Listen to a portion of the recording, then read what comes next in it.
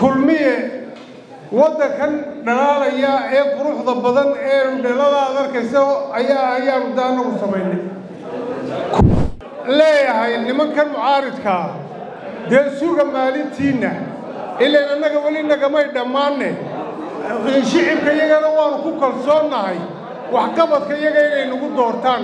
mar labaad iyo mar saddexaadba iyo duco fara badan u diraya arooska iyo aroosadda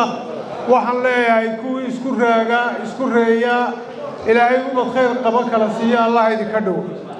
damal la harsado allah idinka dhigo intaa waxaa ii raaca ninbaa oday yaroo meel hurda ayay qaarxanteen markaasuu yidhi wanaagsana ninka xantiisa maqlaya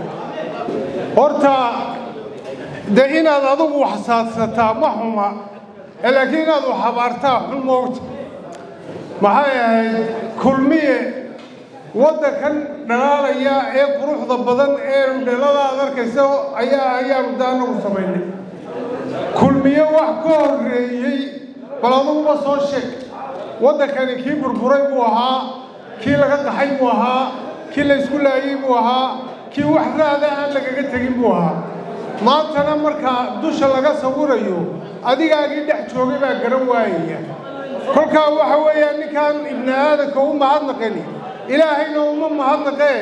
waxaan leeyahay nimankan xusbiyada mucaaridka ah waan ugu taga shiina u taga doctor shiine indhaha idiin soo jeexee si aad u aragtaan wanaagga aanu samaynay taasi waa mid tan labaad waxaan leeyahay nimankan mucaaridka ah dee suga maalintiina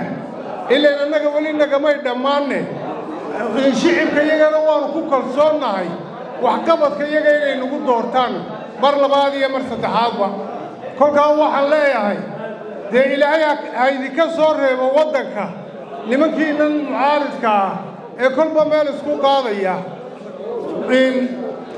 waxaydu dadka gashateenna ayuunbaydu ka dhiijinaysaan ee waxaanaydu gashan ka dhiijin maysaan haba u fadhiin xoogna waxba la yskagama gaado waxa weeyaan waxaanu leenahay ku qanca nasiibkiinna waana mahdi cismaanburoodi leh maxay ahayd xabad biyaa kulliqa maalinta la sheego maxay ahayd natiij